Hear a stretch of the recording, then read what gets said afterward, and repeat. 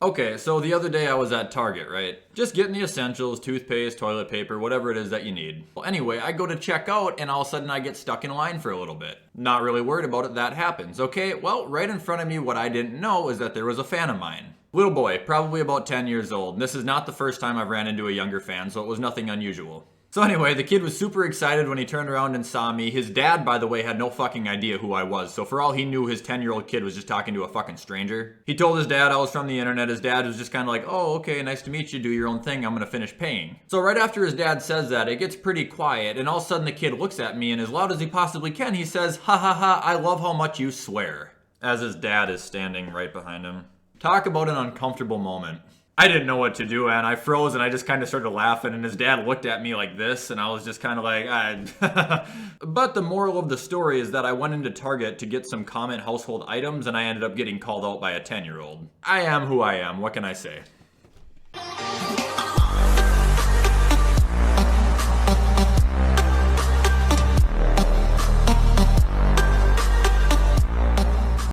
Alright guys, what is up and welcome back to a third episode of All About Anything. For those who are new to my channel and might be unfamiliar with what All About Anything is, I'll tell you what it is. Basically, I'm just going to spend the next 10 to 15 minutes talking about whatever the fuck I want. Could be sports, could be movies, could be music, could be video games, could be food, could be pornography.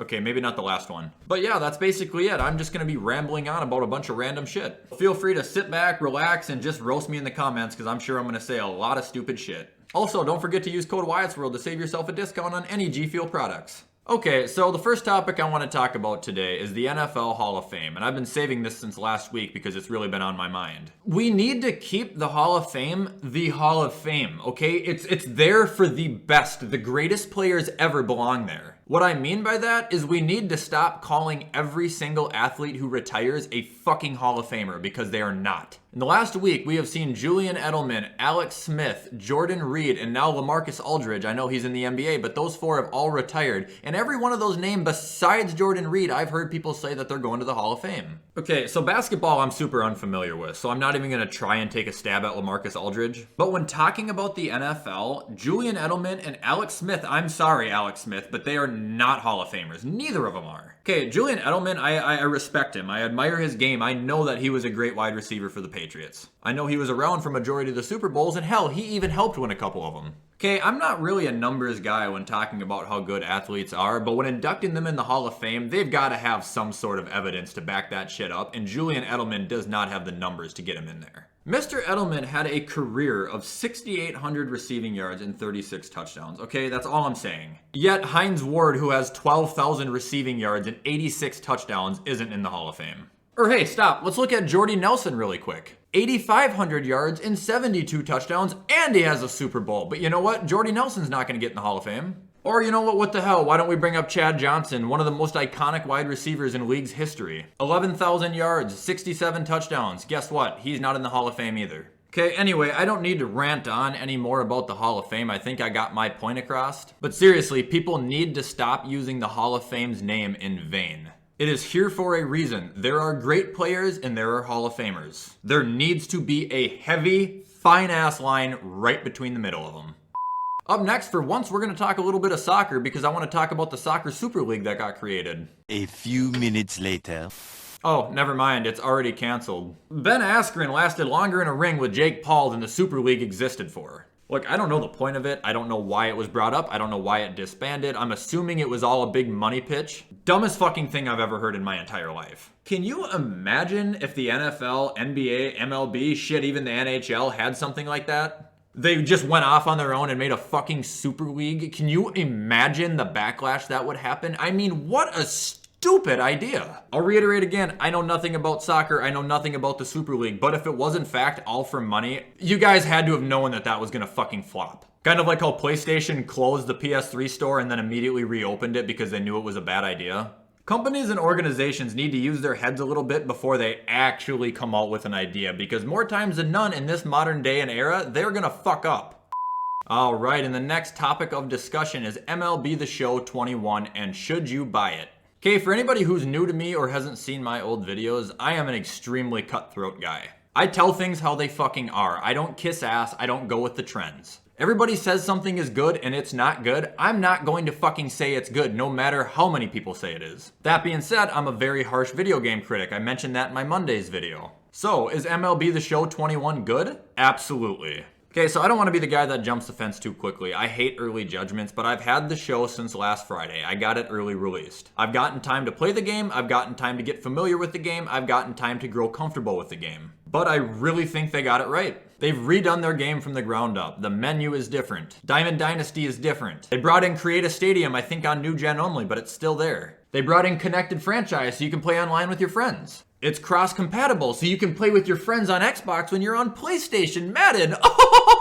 It's almost like MLB The Show was listening to their fucking fans. Not to mention the hitting mechanics have changed just a little bit to give you more of an angle to see outside pitches, which I really like. And the online is as smooth as butter. I'm not sure about game producers and who belongs to what, but whoever was in charge of designing MLB The Show 21, you sir fucking win.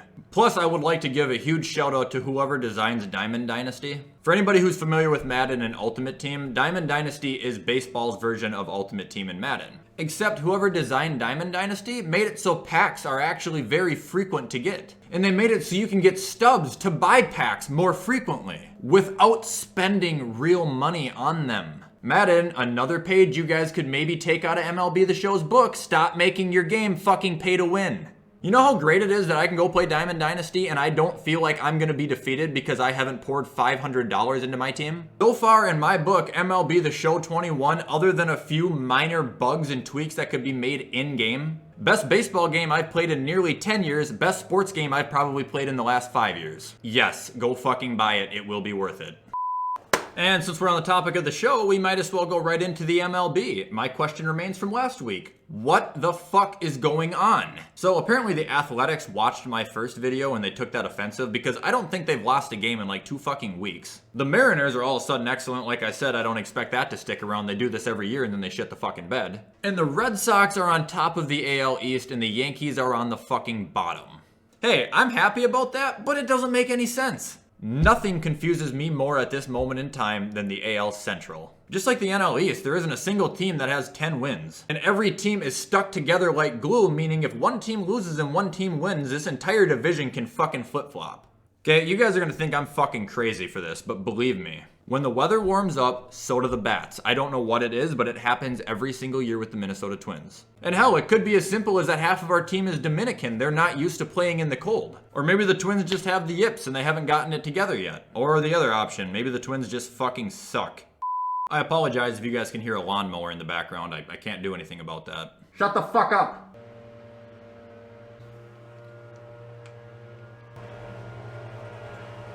We're gonna be giving this broadcast straight out of the middle of a tornado. I don't know what to do, guys. I kind of just have to get this video done at this point. It's been fucking 45 minutes and they're still not done. Christ, I swear to God, they're just sitting outside with leaf blowers and just revving them up to piss me the fuck off right now. Anyway, as I was saying on the MLB, I know it's beginning of the season, but I feel like this is dragging on a little bit more than usual. What I mean by that is I think that all the bad teams would be obviously falling off by now, and that's not happening. Shit, the Mariners just beat the fucking Dodgers. I don't know what's going on in the MLB, but if it's gonna be a crazy fucking year, shit, I'm ready for it. Bring it on. Alright, ladies and gentlemen, you already know what time it is. It is time for yet another Wyatts World exclusive G Fuel review. Today we've got the PewDiePie's, there's no name on it anymore, but I think it was called Lingonberry. Part's always a pain in the ass, man. I've smelt this 100 times before, I just don't know what it is. Went back to the all-white shaker today.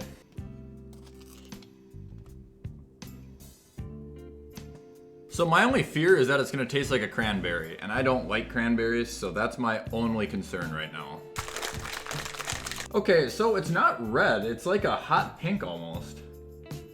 This is fantastic.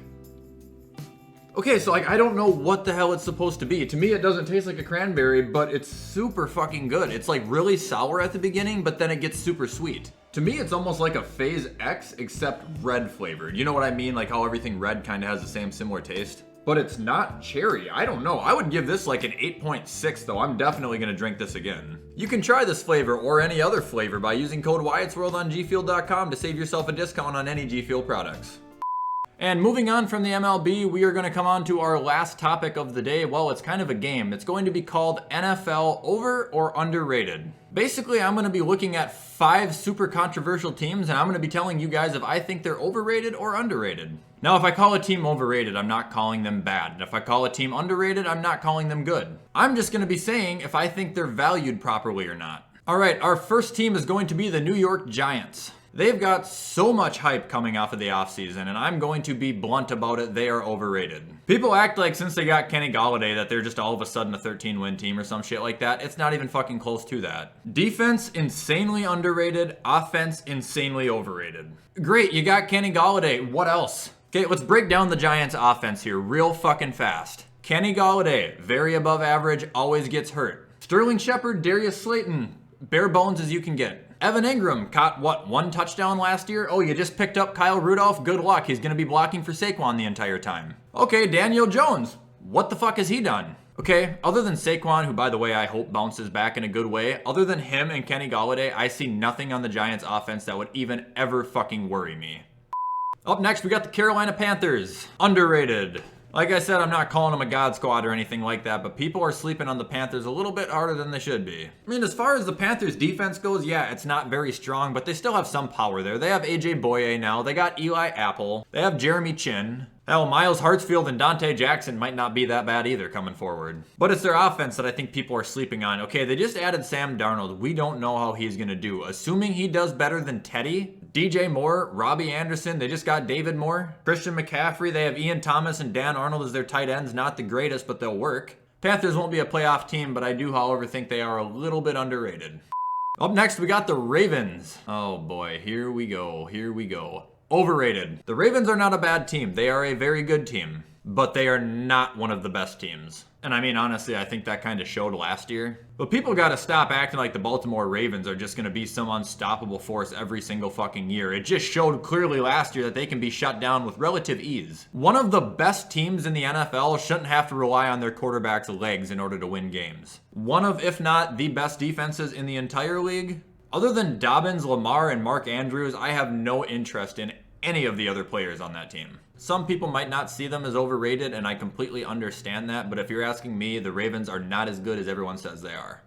Up next, we got the Chargers. I'm sure you guys already know what I'm going to say, judging by my last couple videos, but I think they are criminally underrated. Chargers only won 7 games in 2020, but the mistake that a lot of people are making about them is assuming that they're just going to remain at that. People think that the Chargers aren't going to get any better than that. They think that 7 wins is their cap. Justin Herbert was doing better as the weeks went on. They didn't have Austin Eckler for majority of the season, and they didn't have Derwin James at all. And not to mention, this year they're no longer going to have Anthony fucking Lynn. Chargers in my head could fight for a playoff spot, and I wish that they make it. Either way, I think Brandon Staley is going to be a huge upgrade for the team from Anthony Lynn. I don't think the Chargers are one of the best teams in the league, however, I do think people are really undervaluing them. Don't sleep on Los Angeles. Either fucking teams. And the last team we're going to discuss is the Washington football team. Underrated. I'm just seeing people flat out not taking them serious. The Giants fans think that they're going to win the East. Dallas, no matter what, thinks they're going to win the East. There's no fucking shock there. The Eagles know that they're fucked. And then you have Washington, which by me, night and day, they're the best team in that division. Ryan Fitzpatrick, Antonio Gibson, Scary Terry, Curtis Samuel, Logan Thomas, Chase Young, Jonathan Allen, Kendall Fuller, William Jackson. They have a good fucking team, and people are just acting like they were a one-trick pony last year. Like, Dallas can compete with star power, maybe, but talent-wise, I think Washington is just fucking dominating. Plus, last year they went out and got Ron Rivera as their head coach, which I think is the best thing that's happened to them in the last 5 years. If you're asking me, sleeping on Washington is one of the dumbest things that you could fucking do. Alright guys, and that is going to be all for this episode of All About Anything. I know that this episode was kind of all over the place, plus I had a goddamn windstorm in the middle of it, so I apologize for that. Anyways, I hope you guys still like this video. If you did like it, make sure to leave me a thumbs up and hit the subscribe button. That's the best way to tell me. Also the best way to help me.